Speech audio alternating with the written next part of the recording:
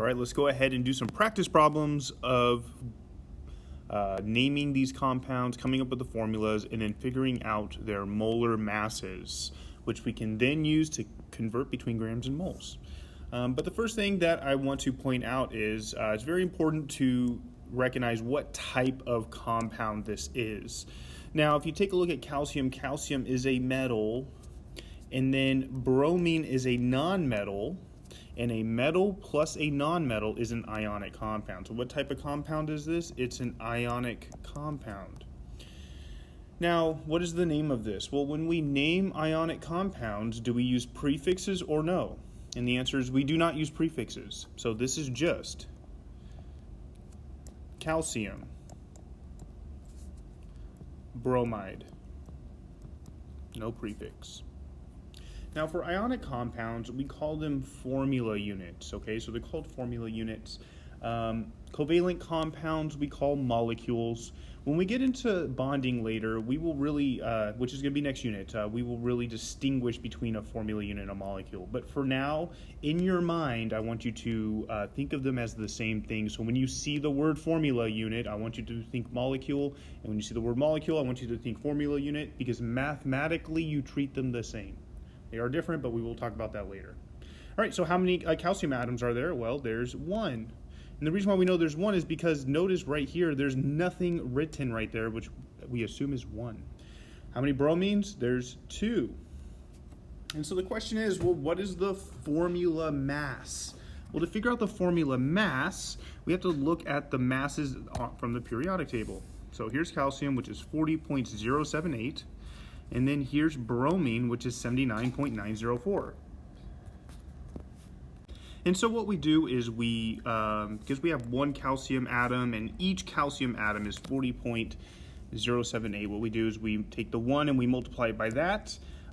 We have two bromine atoms, and so we multiply it by that. And then what we do is we add them together, and when we do that, it will give us the mass of that formula unit.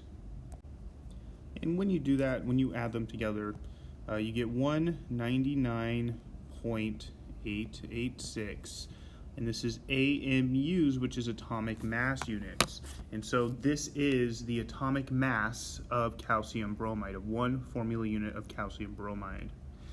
Now the molar mass is the same exact thing as the formula mass, and so it's 199.886, and this is grams per mole. So again, those numbers are the same numbers. It's just one is talking about a single formula unit or a single molecule, and then the other one, which is the molar mass, is talking about the grams there are in 1 mole. So make sure that you understand how to get that number, because that's the number we will use when going from grams to moles. All right, let's go ahead and talk about this next one here. All right, so this is carbon tetrafluoride. Now, is this an ionic or covalent compound? Well, there's two ways of knowing actually when looking at this. The first way is by recognizing that carbon is a nonmetal and that fluoride is also a nonmetal. A nonmetal plus a nonmetal is a covalent compound. The other way of knowing from looking at the name is, look, it has the prefix, and the fact that it has a prefix in front of the element says that it must be a covalent compound. All right, so what is the formula? Well, it's carbon, okay? Because there's no prefix on that, that means there's one. And then it's going to be tetrafluoride, which is 4 fluorines. Now, because it's a covalent compound, this is a molecule. We call it molecules. Again, mathematically, we are going to say that molecules and formula units are the same for now. They are different. They are different, but we will go more in depth in that in the future. But covalent compounds we call molecules. There's 1 carbon. There's 4 fluorines. We look at the periodic table. Here's carbon. Here's fluorine.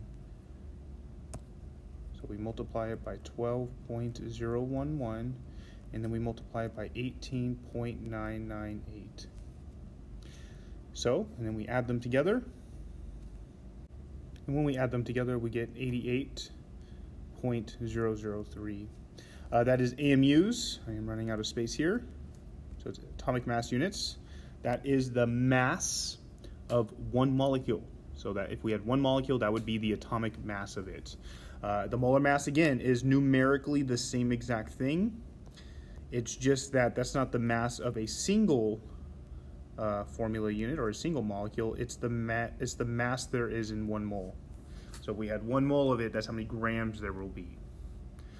Go ahead and do the rest of the practice problems and look at the answer key that's on my website. Have a great day.